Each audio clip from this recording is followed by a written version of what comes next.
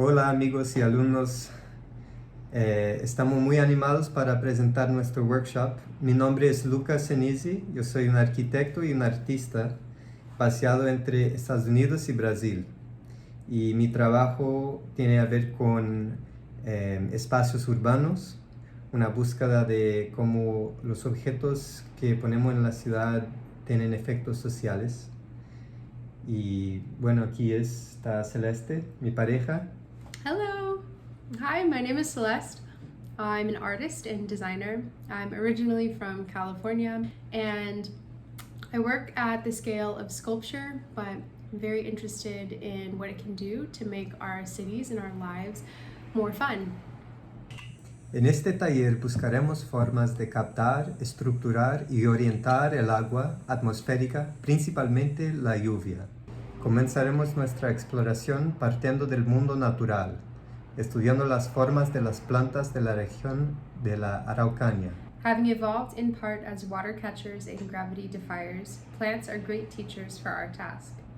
Accompanied by Professor Miguel Iquem, we will walk through native wilderness where students will collect samples from plants and their constitutive components.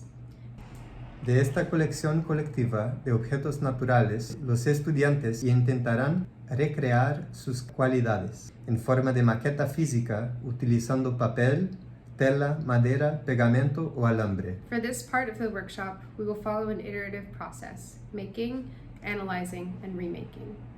To aid in this process, we will also look at other artifacts, human-made objects, that have taken on similar constraints of material and structure.